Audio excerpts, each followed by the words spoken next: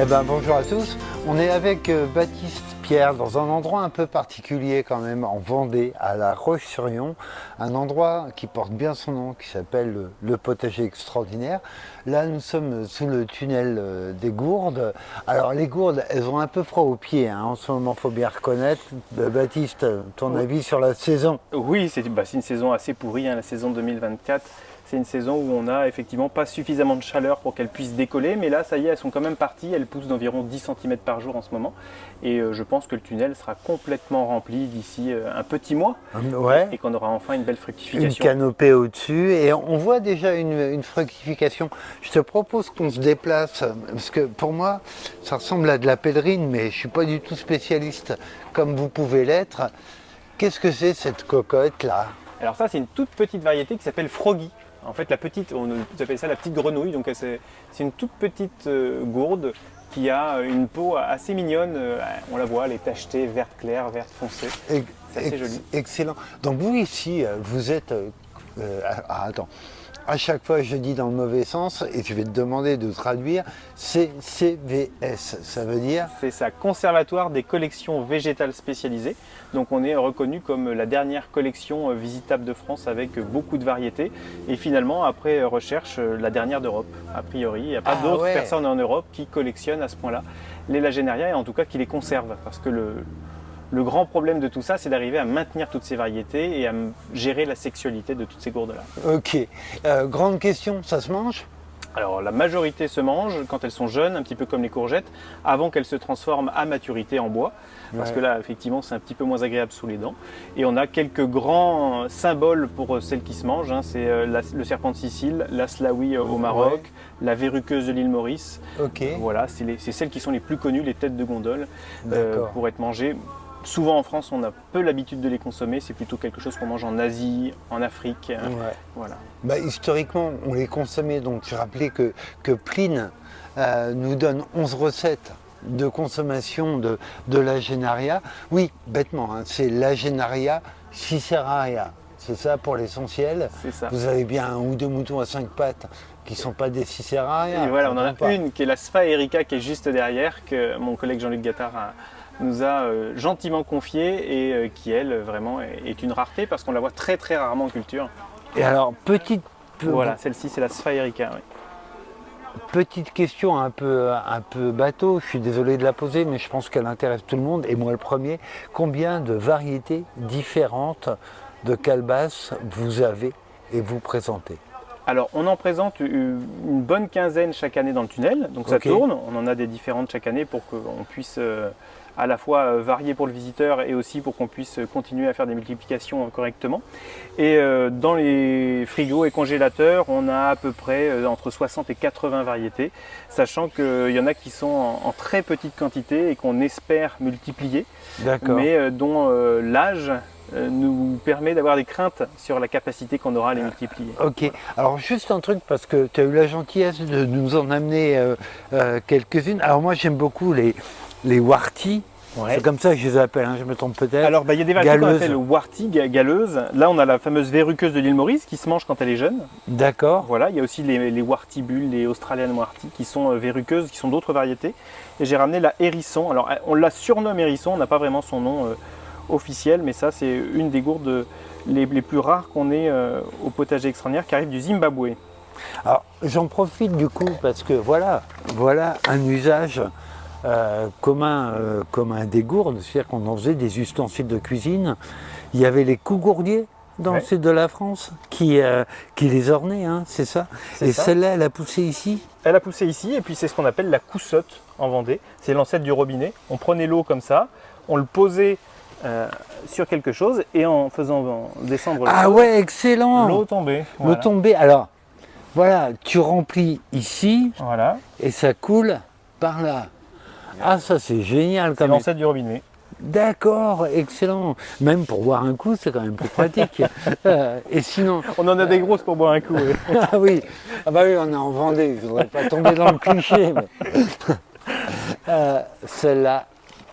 Donc ça, c'est les variétés les plus longues. Ouais. Donc moi, je fais un tout petit peu plus d'1,80 m. Donc là, on est à 2 mètres là. Quasiment 2 mètres. Ouais. Ouais. Alors, on dépasse quasiment les 4 mètres dans les concours officiels aux États-Unis. Donc, on arrive à en faire des très très longues. On a dans le Bizarretum une grande structure pour arriver à en faire des très hautes. Ici, on n'a jamais dépassé les 2,50 mètres, je pense. Bah, c'est déjà pas si mal. C'est déjà très bien. C'est déjà spectaculaire. Ça veut dire Ouais. que si vous faites le concours de la plus longue du château de Valmer, vous gagnez, les gars. On gagne? C'est Ah ça. oui, vous n'avez pas dépassé? Ah bah ouais, donc avec plaisir pour vous y C'est vrai, retrouver quand on n'a même. jamais été concourir chez Alix. On ira chez Alix. Ouais. C'est vrai. Et alors sinon, joufflu, ventru, fessu, comment elle s'appelle cette cocotte-là? Eh bien ça fait partie des très grosses de compétition. Elles n'ont pas vraiment de nom. C'est des sélections qui ont été faites, des plus grosses, de plus grosses, pour arriver à faire des très très gros sujets qui peuvent faire des saladiers énormes. Alors, Des juste instruments de musique. un truc quand même que je me permets de rappeler, sur les calebasses, donc la Genaria Ciceraria, improprement nommée calebasse, normalement les calebasses sont les fruits du calebassier, Exactement. mais on les appelle comme ça ici, elles deviennent dures comme du bois, c'est-à-dire que le péricarpe, l'enveloppe du fruit durcit. On le voit bien là. Le bois. Voilà. Ouais.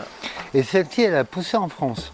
Ah oui, elle a poussé en Vendée ici. Hein, ouais. Alors avec ce côté étonnant, c'est qu'il n'est pas commun d'avoir des vraies épaisseurs de bois comme on peut avoir en Afrique. Ah bah ça dépend vraiment des variétés. Il y a des variétés, plus elles sont consommables, moins la peau est épaisse. Et D'accord. plus elles sont à usage utilitaire, Ouais.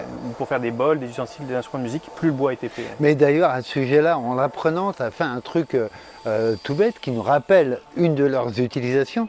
Tu as fait ça. Oui. Eh, quand même. Vas-y, encore. toi. Ouais, c'est ça, ça résonne bien. Ah ouais, ça sonne carrément. Voilà. Pour les maracas, Ouais. Qu'est-ce qu'il peut y avoir d'autre comme usage? J'ai entendu parler d'usage un peu particulier.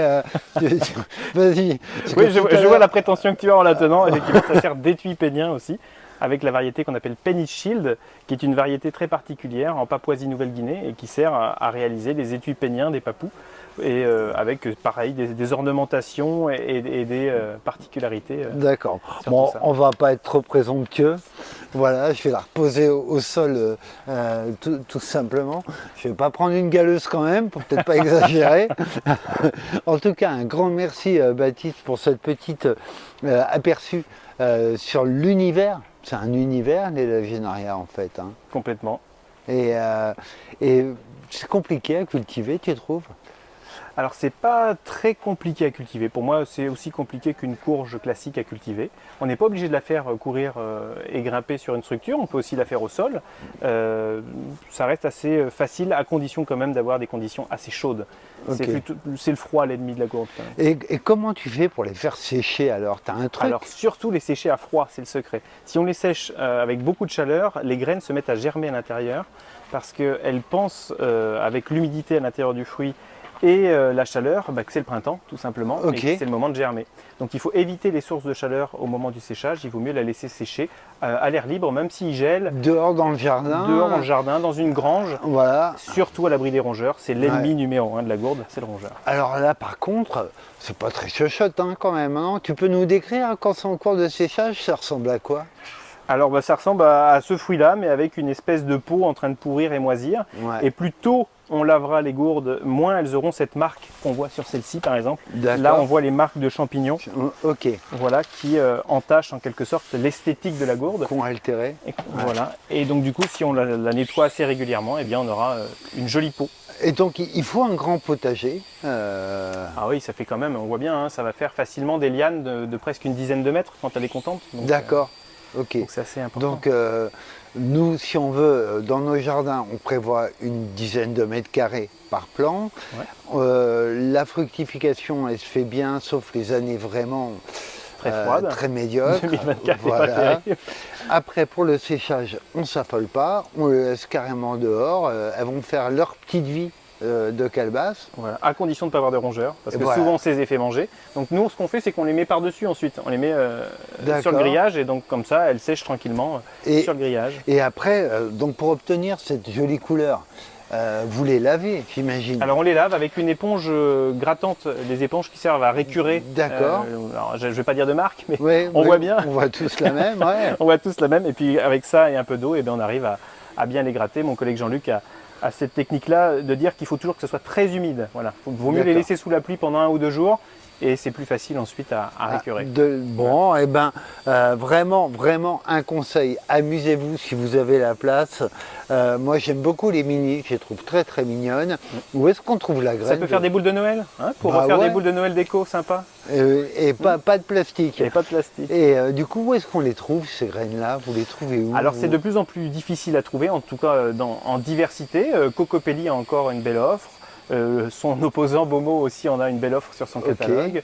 Et on en trouve chez quelques passionnés qui sur le web arrivent encore à en multiplier. D'accord. Tu nous donneras quelques adresses, on les mettra sous la vidéo. Au passage, on est ici au Potager Extraordinaire qui fait des graines aussi et qui vend des graines, qui est une boutique.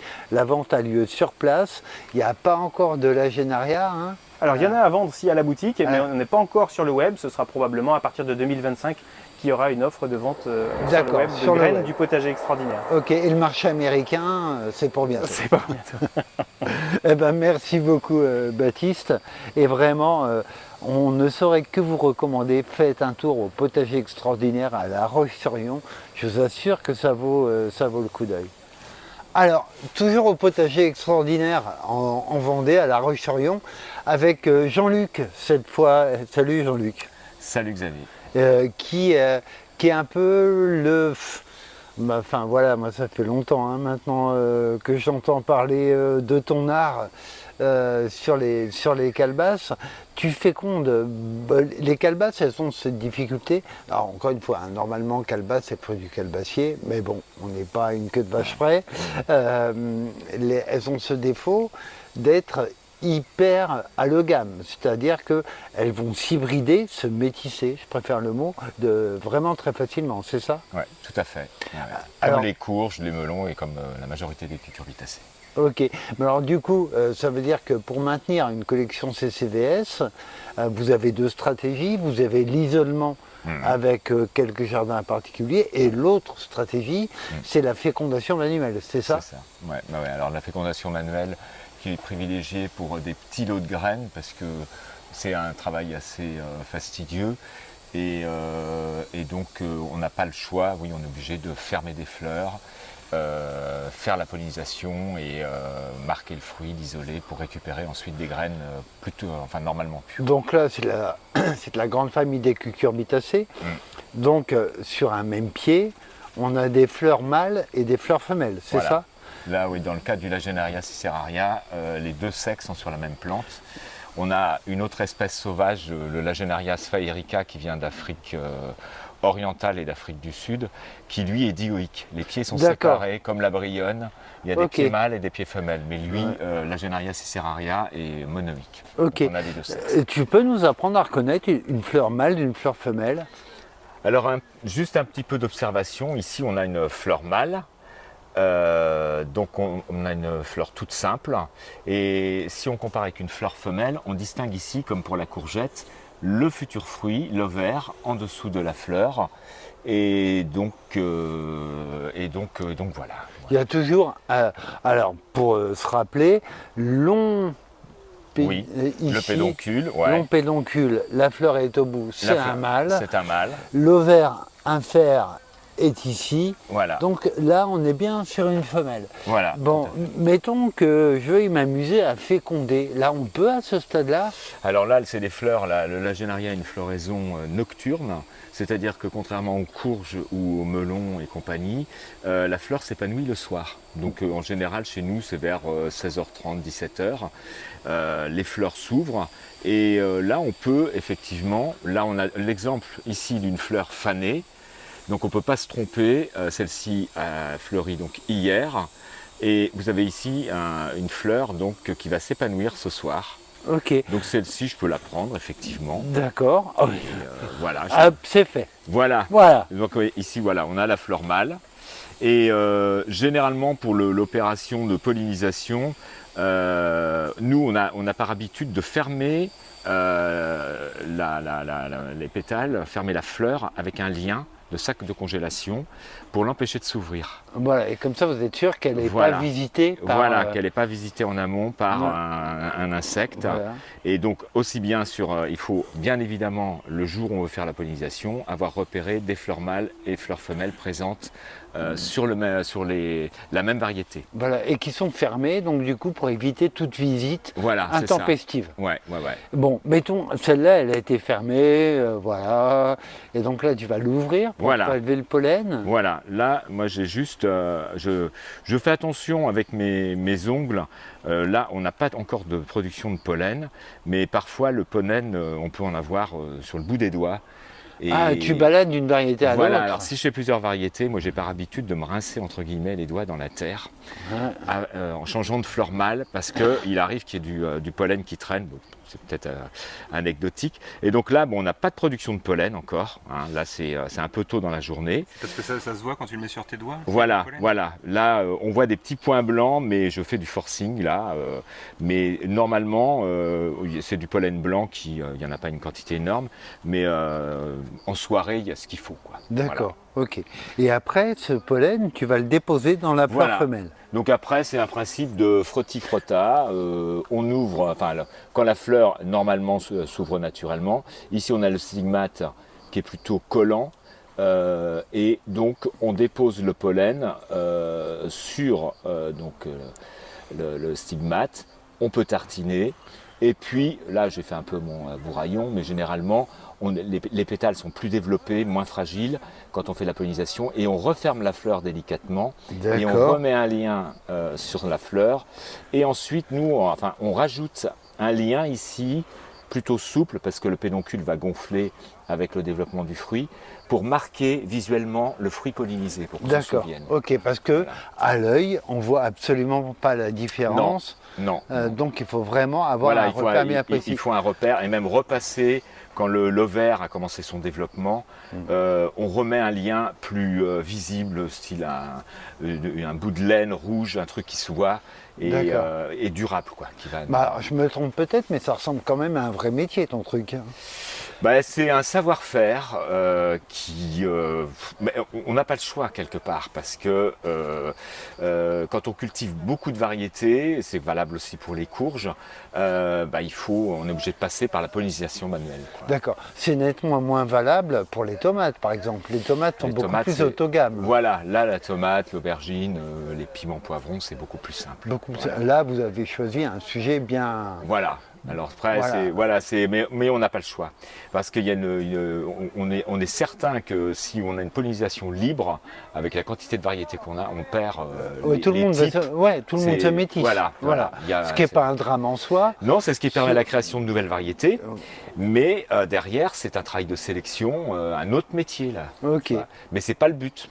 Parce que si on voulait s'amuser à croiser des longues avec des verruqueuses pour avoir une longue verruqueuse, ça peut se faire, mais ça demande un espace de dingue et du temps. Voilà. Bon, ben, Voilà. on souhaite une belle vie à toute cette petite collection. Et Merci. puis, on rappelle que les graines de la Génaria sont en vente à la boutique. Pour Certaines l'instant, variétés. certaines variétés. Voilà. Donc si vous voulez vous faire plaisir, on a fait une vidéo précédente avec Baptiste sur les conditions que requiert l'élagénaria. Donc n'hésitez pas, faites-vous plaisir. Salut Jean-Luc et un grand merci. Salut Xavier, merci.